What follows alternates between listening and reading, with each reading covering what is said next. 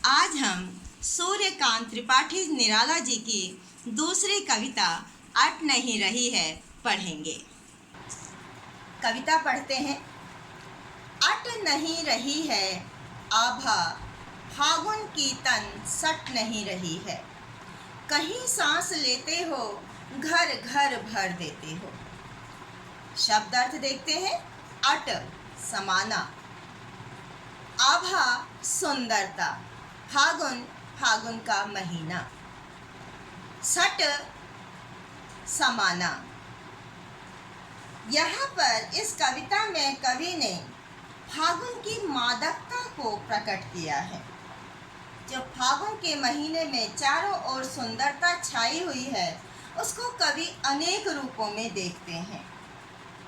चारों ओर इतनी अधिक सुंदरता है कि कवि की आंखें फागुन के महीने अर्थात वसंत ऋतु के सौंदर्य से हट नहीं पा रही हैं। और जब मन प्रसन्न होता है तो हर तरफ फागुन का ही सौंदर्य और उल्लास दिखाई पड़ता है। तो फागुन किस महीने में आता है?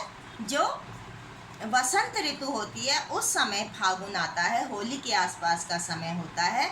आप उस समय जानते हैं कि चारों ओर फूल पौधे आज होते हैं। उसी सुंदरता को यहाँ पर कवि ने व्यक्त किया है। तो फागुन के अद्वितीय सौंदर्य का वर्णन करते हुए कवि कहते हैं, अट नहीं रही है आभा, फागुन की तन सट नहीं रही है। कि इस समय चारों ओर फागुन के महीने का अर्थात वसंत ऋतु का इतना अधिक सौंदर्य बिखरा हुआ है कि वह एक जगह समा ही नहीं रहा है। यह समाना क्या होता है कि मान लीजिए जगह है, उसमें हम कोई सामान रखना चाहते हैं तो वो सामान उस जगह से अधिक है, वो उस जगह में समा नहीं पाता, उसे कहते हैं सटना। आप देखिए इस समय कैसे चारों ओर पुष्प ही पुष्प जो है खिल उठते हैं, अपनी सुंदरता को चारों ओर बिखेरते हैं और हर किसी का मन इसी सुंदरता में खोकर रह जाता है। इसीलिए कवि कहते हैं, कहीं सांस लेते हो घर घर भर देते हो। अब जिस समय ये चारों ओर पुष्प खिले होते हैं और उस समय जब धीमी धीमी हवा चल रही हो तो ये इनकी खुशबू, पुष्पों की खुशबू चारों ओर फैल जाती है, हर घर घर तक पहुंच जाती है। उसी का वर्णन कहा है, घर घर भर देते हो। यानी तुम सांस लेते हो, यानी जिस समय खिलते हो तो अपनी खुशबू से हर घर को भर देते हो।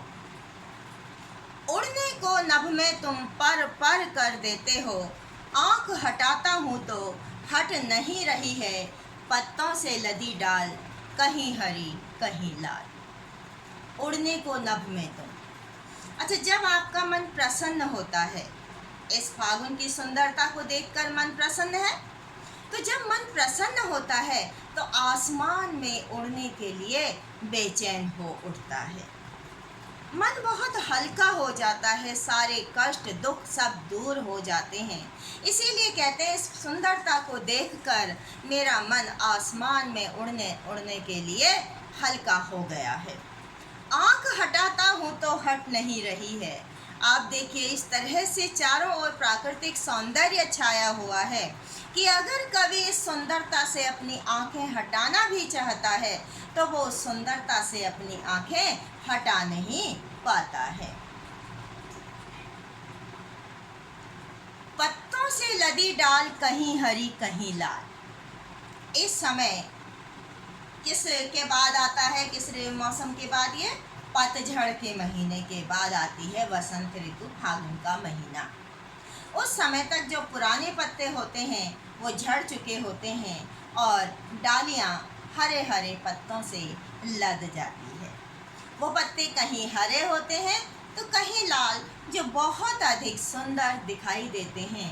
इसलिए कवि कहते हैं कि वसंत ऋतु के इस महीने में चारों ओर डालियां कहीं हरी तो कहीं लाल पत्तों से भर जाती है। कहीं पड़ी है उर में मंद गंध पुष्पमाल। देखो यहाँ पर प्रकृति का मानवीकरण किया गया है। पुष्प की माला किसके गले में पड़ी होती है? इंसान के, यानी जीवित वस्तुओं के।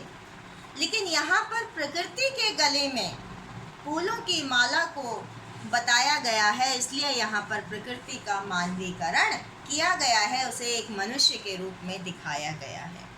तो कहते हैं कहीं प्रकृति के हृदय में मंद गंध धीमी धीमी सुगंध बिखेरते फूलों की माला पड़ी हुई है, यानी चारों ओर प्राकृतिक सुंदरता फैली हुई है और इनकी सुगंध वातावरण में फैलकर हर घर को खुशबू से भर देना चाहती है।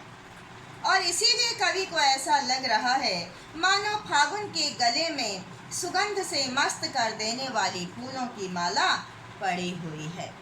पाट पाट शोभा श्री पट नहीं रही है, यानी चारों ओर फागुन का इतना अधिक सौंदर्य फैला हुआ है कि वह सुंदरता एक जगह समा ही नहीं रही है।